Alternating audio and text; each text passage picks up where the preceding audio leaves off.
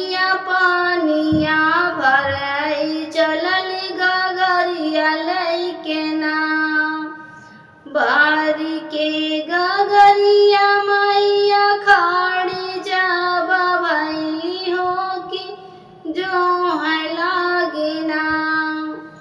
बार के गगरिया मैया खाड़ी जब भैली हो कि जो है लागे ना। मैया मालिन करहिया हो कि जो है लागे ना। घूमता फिरता मालिका बेटौना हो कि उठाई देता ना।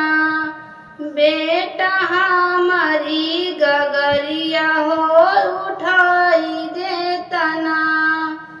बेटा हमारी गगरिया हो उठाई देता ना।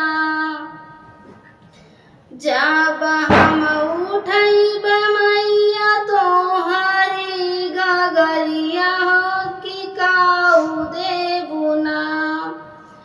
जब हम उठैब मैया तोहरी गगरिया हो कि काऊ देबू ना। हमके गगरी उठौनी मैया काऊ देबू ना। हमके गगरी उठौनी मैया काऊ देबू ना। तोहरा तो दीब बेटा विद्या और बुद्धि हो रानिया तोहरी ना। तोहरा तो दीब बेटा विद्या और बुद्धि हो रानिया तोहरी ना।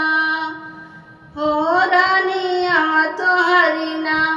बेटा कोखिया जुड़वाऊ हो रानिया तोहरी ना। बेटा कोखिया जुड़वाऊ हो रानिया तोहरी ना।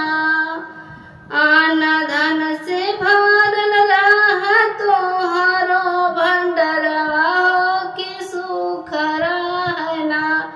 बेटा तोहर परिवारवा हो कि सुख रहना।